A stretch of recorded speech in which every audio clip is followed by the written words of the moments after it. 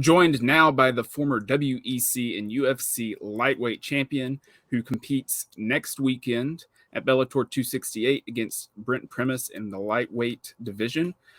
Benson Henderson, how we doing today? I'm doing not too bad, man. Not too bad at all, actually. Good deal. Good deal. Like I mentioned, you're fighting Brent Primus. And we'll just get right into your analysis of how you think the fight's going to go, what you see in your opponent, and how you're feeling and how everything's going so far. Everything's going great. You know, same old, same old. About a week and a half out from the fight. Same old, man. Primus, he's a good, tough fighter. He doesn't have a whole lot of fights. Doesn't have a very large record, but he has a lot of fights against tough opponents. He was like 2-0 or 3-0, but fighting guys who are like 10-1, 13-1 or whatever. So he doesn't have a whole lot of experience, but he has fought tough guys for his pretty much whole entire career. Takes a lot of shots. He leaves his chin out there. But he's such a big, strong 55-pounder who walks into the cage about 190, 195. He wears the punches real well. He's a tough guy. He's a game opponent, former world champion. So I got to be on my P's and Q's. That's right. And obviously, your wife Maria is making her second MMA fight, kicking off the night. How do you feel like you're the third husband and wife couple to compete in a major organization on the same night? First of all, how does that make you feel? And how's she doing? How's she feeling ahead of her fight? That's cool. Who were the first two? The first one was Emily and Jason King. It was about a year ago with Bellator. And then the De La Rosas, Montana and Mark, were literally like the next day or the next week or something like that. That's cool. Yeah, she's feeling great. She's a competitor through and through, whether it's jiu-jitsu or wrestling or wherever the case may be. She's a competitor through and through. So I think she's ready to shine, ready for her moment, ready for that spotlight. And I guess with both of y'all training, I don't know. I'm curious how I guess the co-parenting and training together sort of works for y'all specifically. That can be rough. Parenting is hard in general, period, no matter what. Having 4 kids, a 6-year-old, a 4-year-old, a 2-year-old, and a 1-year-old, it's real rough, especially my wife, because of course, the babies, they all want mommy, Papa, daddy. They're like, oh, hi, how's it going? If mommy leaves, then they want me. Then they'll settle for me. But it's pretty hard. My wife, we're up all night. We co-sleep, so kids are all in the bed. We're all trying to get some sleep, and the sleep's the hard part. So you do what you can. The same as training. Same as everybody has their own story. Everybody has their own struggles, their own trials, their own tribulations. Whether it's not having a car, whether it's not having enough money, whether it's not having this and having that, yada yada yada. For my wife and I, at this point, at this stage in our lives, it's us having young kids. She just stopped nursing not too long ago. Having a 2-year-old and a 1-year-old, 14 months apart. It's pretty close, pretty tough, but we get her done.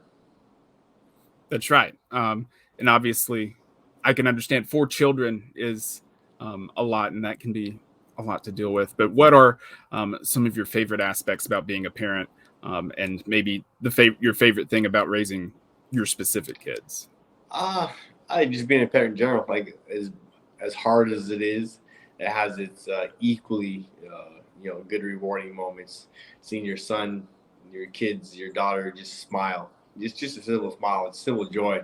They're running across the freaking living room, and just the smile they give just from the act of running. I'm like, oh my God, I wish I could be that happy about anything in life. Like, they're just so full of joy. That joy, that love that they give, that they spread out. That's amazing. That's what life is all about, being able to see your kids experience that simple joys. Being able to make them smile, being able to give them I gave them waffles this morning. They were ecstatic. They hadn't had waffles in a couple of weeks, so give them a waffle. And they're like, "Oh, we got waffles this morning. I love waffles." It's like oh God, here you go, boy. Here's some waffles. Like, so just in general, everything raising your kids, it's awesome. Telling the Makes story you earlier, appreciate the little things. Yeah. yeah, the little things, Telling the story earlier, my first son, when our firstborn was like 2 months old, I was asking my wife, "Hey, can I throw him in the air yet? Can I play with him? Can I wrestle with him? Can I do this? Can I do that?" She's like, "No, you can't throw him in the air. He's like 2 months. He's too small. He's too little. You can't wrestle him." I was like, "He's like 6 months old, not walking yet, barely standing." I'm like, "Yeah, let's wrestle him." I was like, "No, you can't wrestle him. You can't wrestle a 6-month-old baby. He's not even standing yet." I was like, "Yeah, you don't need to stand to wrestle. You can wrestle on all fours. It's okay. It's interesting." So I have been waiting and waiting and waiting for my kids to get big enough, old enough for us to start wrestling and horse playing around and whatnot. So my 6-year-old, my 4-year-old, even my 2-year-old now, us all being able to wrestle and have fun. It's a good time every night. Us wrestling around. I love that. And I assume, like with your background in Taekwondo and all of that, that you're wanting your children to get invested in martial arts and wrestling and all of that as well. Oh yeah, for sure. We are intending on our kids finding something that they like, that they love, that they enjoy, whether it's interpretive dance, whether it's golf, whether it's tennis, whether it's wrestling, whether it's jiu-jitsu, whatever the case may be. It's just something that they can love and can embrace, and hopefully it'll be a lifelong enjoyment that they have. They don't have to be professional at it. They don't have to go be a world champion, but something they can do when they're 15, 16 and want to go burn some energy, have fun. They're going to go play tennis, or they're going to go swimming. They're going to do this, they're going to do that. So we're just hoping to impact the love of like working out, the hard work that the joy you get from working hard and getting results, whether it's winning, getting your hand raised, or whether it's being more proficient at swimming, getting faster times. We want to impart on our kids the love of working hard and enjoying like a sport. And looking back on your own, journey when you started, when you were training martial arts at a young age, when you were wrestling in the on the mats and all of that, what are some of your favorite memories? I guess not necessarily just from your MMA career, but from your even from your youth when you were training. My brother and I, we both did Taekwondo together. So some of my favorite memories, or some of my worst memories too, or just playing with my brother, going to do Taekwondo, going to go practice, going to go do tournaments. We were 15 months apart, so we were always in the same age bracket. He'd always win the sparring sessions, the ATA Taekwondo. He'd always win the sparring sessions. He'd get first place. I'd get second. I would lose to him in the finals. But then I would win first place in the forms, in the technique part of it. So some of my favorite moments were going to those tournaments, having fun, playing around, doing Taekwondo. But then at the same time, it always sucked. I lost my brother every single time. Yeah, I bet that can be frustrating. I don't understand that because I'm an only child, but I have a lot of I have a lot of friends that have older siblings that did that to them. That sibling rivalry. That's right. So I have heard that you've had some eye work done to help your vision. Can you sort of explain a little bit further just how bad your vision was to the point that you needed to get your eye work done? I was pretty blind. I was about as blind as a bat. I was squint real bad everywhere I went. If I didn't have my glasses on, it was pretty bad. I had whatever it was, so I couldn't wear contact lenses. So I always had to wear glasses. Eventually, found out that the new latest eye surgery 15 years ago, however long ago it was, the latest eye surgery was PRK, and that's where they use a laser to shave your cornea to the proper curvature, so that your eye, it's 20/20 vision. My eyes were better than 20/20. I was like 20/10 or something like that. The curvature of your eye. And then better at the time was LASIK, but then they would cut your cornea and then fold back the flaps. But because of wrestling or swimming or boxing, whatever, the flaps could come undone and you have surgery all over again. They pay in the butt.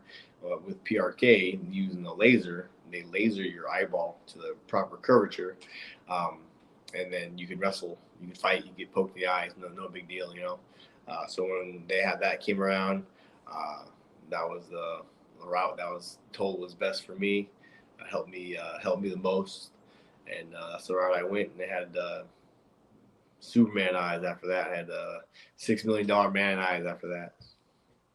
How long did it take for you to get adjusted from your old vision to having perfect vision? In terms Well, of like training and all of that. because I wore glasses, glasses that had perfect vision with the glasses on. It didn't take too long to adjust to that. I was used to being able to see very well with my glasses on. It's just a slight difference of when I wake up in the morning and not having to reach. Literally, the first thing you do when you wear glasses is you reach for your glasses first thing in the morning. Like, where are my glasses at? Oh, they're there. You put them on, then you start. Yeah, Hey. I know what you. The biggest I thing know the was feeling. So. not needing to reach for my glasses right first thing I woke up. Fair enough.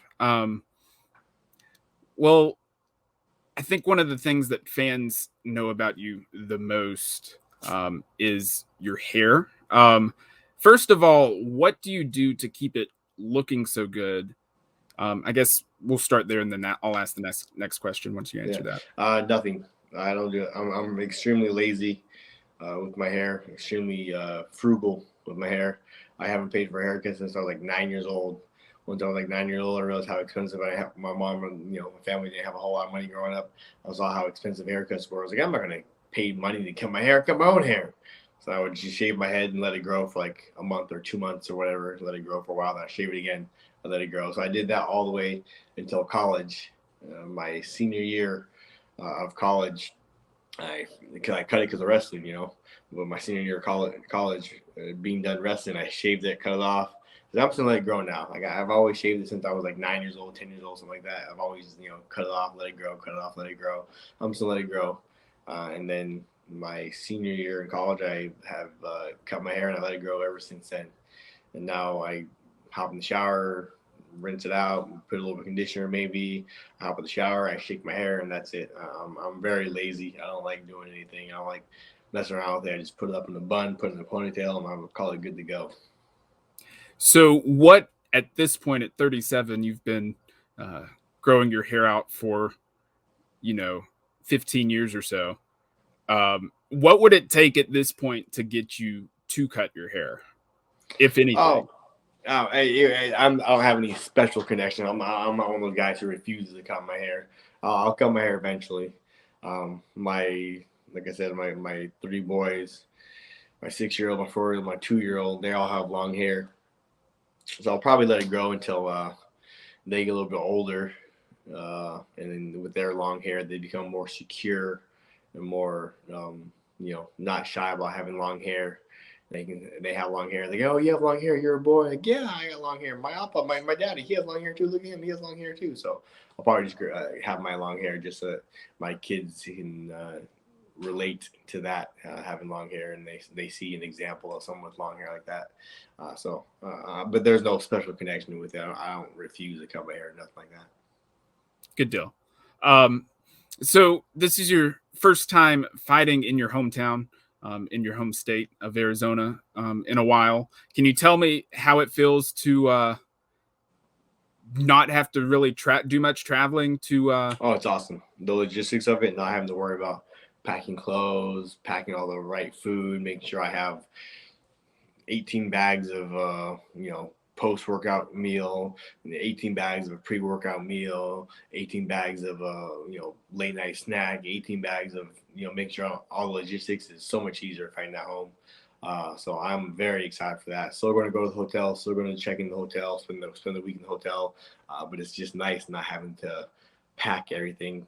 Come home, grab extra, workout shirt, workout shorts, or whatever, something like that. Not a big deal at all. Be able to still make it to the gym that we're going to work out in, know where everything is, not have to look up, oh, where's this place at? Oh, where's this place at? Oh, where's the place to go grab some lunch? Oh, I looked at the place on my phone. It's over here.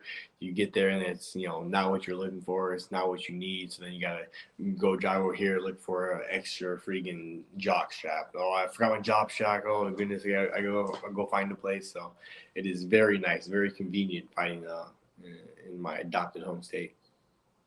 That's right. Yeah, that's and like I said, you're fighting next weekend, Bellator 268 against Brent Primus, like I mentioned, in Arizona. Ben Henderson, do you have any people that you want to shout out? Any sponsors, any brands, or anything before I let you go? No, no, not too much. Same old. With everybody who's all my friends and family and supporters and fans who've been sticking with me for this crazy wild ride of life. These 15 years of me doing what I love. Thank you guys for your support. Going for a wild ride. It's going to be a one heck of an ending. So stick with me on it. We got a couple more fights left to go, and it's gonna be a great ending to this career. There you go. Ben Henderson, thank you for your time, and I wish you the best of luck next Thanks a lot, weekend. man. I appreciate it. All right, Have a great weekend.